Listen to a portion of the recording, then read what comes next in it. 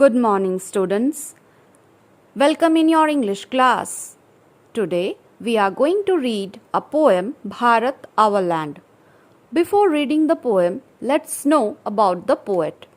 This poem has been written by Chinnaswamy Subramania Bharti. He was born on 11th of December 1882 and died on 11th of September 1921. He was an Indian writer, poet, journalist, Indian independence activist and social reformer from Tamil Nadu. He is popularly known as महाकवि भारती.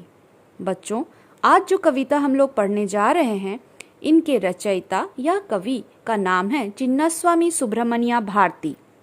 इनका जन्म 11 दिसंबर 1882 को हुआ था और इनकी मृत्यु 11 सितंबर 1921 को हुई थी. यह भारतीय लेखक हैं, पत्रकार हैं, कवि हैं, स्वतंत्रता संग्रामी हैं, समाज सुधारक हैं, तमिलनाडु से. इन्हें हम और बेहतर महाकवि भारती के नाम से भी जानते हैं. Before we read, India is our country. What do you love the most about our country? Its natural beauty, people, culture, or unity in diversity? What makes it unique? Read the poem to find out for yourself. बच्चों, इस कविता को जानने से पहले हम सब ये जानते हैं कि हम जिस देश में रहते हैं उसका नाम भारत है, भारतवर्ष है, इंडिया है. और हम अपने देश से क्यों प्यार करते हैं? क्या हमें उसकी प्राकृतिक सौंदर्यता पसंद है? क्या हमें यहाँ के लोग पसंद है? क्या हमें यहाँ की संस्कृति पसंद है? या फिर विविधताओं में एकता हमें अधिक पसंद है? यह देश क्यों अनोखा है? आइए इस देश के बारे में हम इस पोएम में जानेंगे और खुद ही पता कर लेंगे कि यह देश क्यों अद्वितीय है, क्यों अनोखा है. Let's recite the poem Bharat Our Land. The mighty Himavant is ours. There's no equal anywhere on earth. The generous Ganga is ours. Which other river can match her grace? The sacred Upanishads are ours. What scriptures else to name with them? This sunny golden land is ours. She is peerless, let's praise her. Gallant warriors have lived here. Many a sage has sanctified this land. The divinest music has been heard here, and here all auspicious things are found. Here Brahma knowledge has taken root, and the Buddha preached his Dhamma here. Of very antiquity is Bharat. She is peerless, let's praise her. Danger shall not scare us any longer, and poverty shall not sear our souls. Self-interest shall not drive us to meanness, and cowardly indifference shall cease forever. Here our land overflows with milk and honey, and perennial is the supply of fruit and corn. Ours is the famed Aryan land of Bharat. She is peerless, let's praise her. So students, I hope you have enjoyed reciting this poem. We will see the meaning of the poem. We will understand each stanza. अब हम लोग इसके अर्थ को भी पूरे कविता का समझेंगे. साथ ही हर एक स्टैंजा में जो भी बातें लिखी हुई है उनको भी बड़े ध्यान से उनके अर्थों को जानेंगे. तो चलिए अब इनके मीनिंग को कविता का जान लेते हैं. The mighty Himavant is ours. There's no equal anywhere on earth.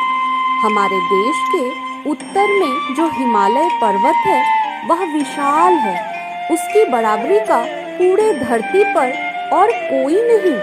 The generous Ganga is ours.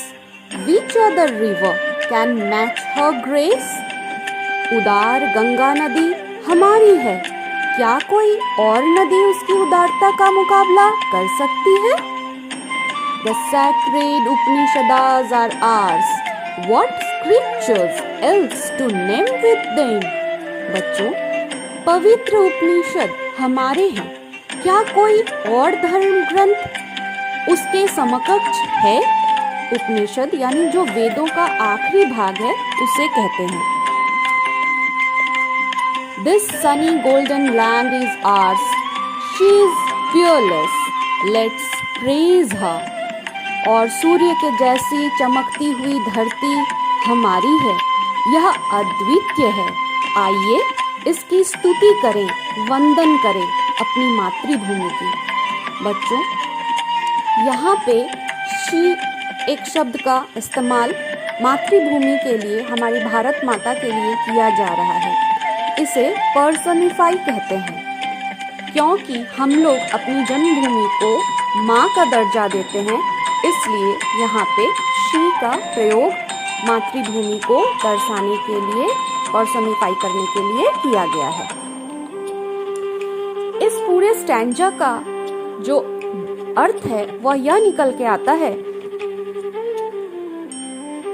कवि भारत की अतुलनीय भौगोलिक एवं धार्मिक पहल को दर्शाने की कोशिश की है, और यह कवि के देशभक्ति को दर्शाते हुए हम सबसे निवेदन है कि हम अपनी मातृभूमि की स्तुति करें.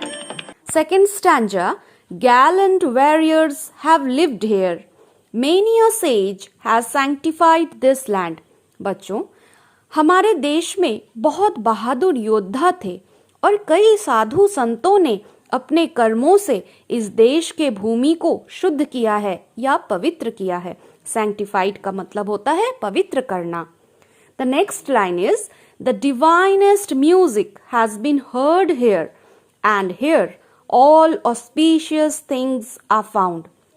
बच्चों, इस लाइन का मतलब है यहाँ दैव्य संगीत सुने जाते रहे हैं. जैसे कि कोई भी पर्व त्योहार हो या शुभ कर्मों में हम तरह तरह के संगीत सुनते आ रहे हैं. यहाँ तक कि मंत्रों को भी सुंदर लय में पिरोकर हम सब गाते हैं और सुनते हैं. उदाहरण के लिए लोकगीत, भजन या धार्मिक गीत. यहाँ बहुत सारे शुभ वस्तुएं पाई जाती हैं.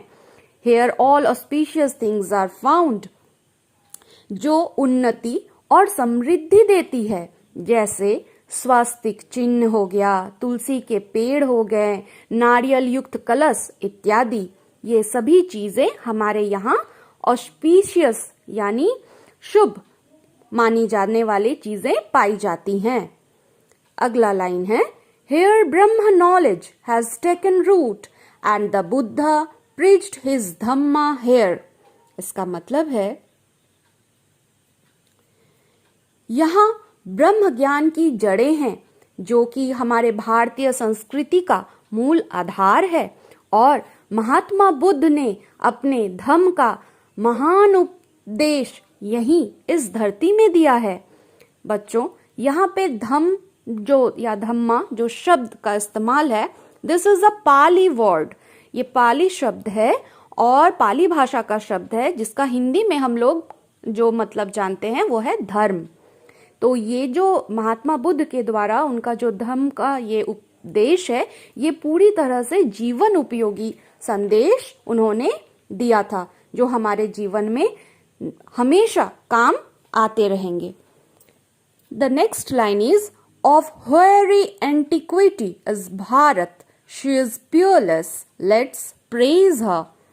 हमारे देश का प्राचीन इतिहास चांदी के समान चमकीला है, अर्थात उसकी इतिहास वैभवशाली है, यह अद्वितीय है. आइए इसकी स्तुति करें, मातृभूमि का वंदन करें.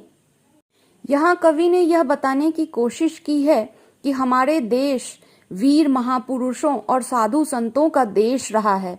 संगीत यहाँ के संस्कृति और परंपरा का अटूट हिस्सा है। साथ ही यहाँ का इतिहास पौराणिक तो है, लेकिन चमकता हुआ अद्वितीय वैभवशाली है।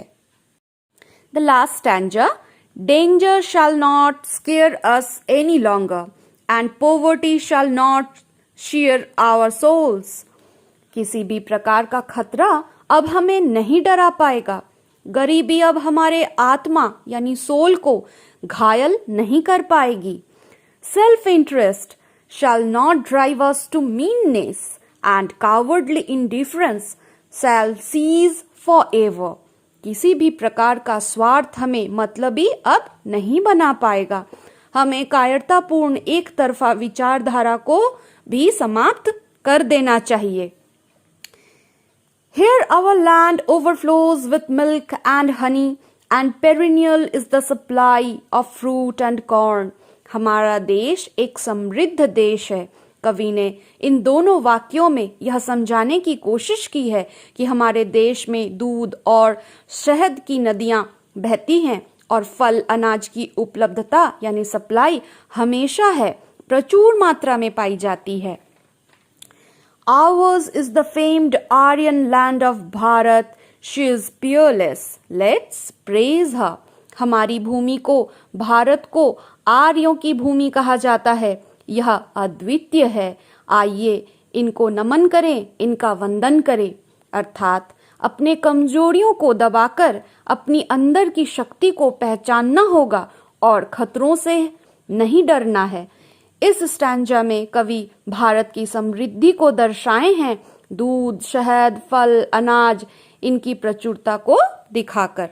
तो बच्चों, उम्मीद है कि आपको भारत आवर लैंड का सारे स्टैंजा का मीनिंग बहुत अच्छे से समझ में आ गया होगा। और अब आप एक्सरसाइज के तरफ भी हम लोग अब चलेंगे, जो कि आपको करने में मदद होगा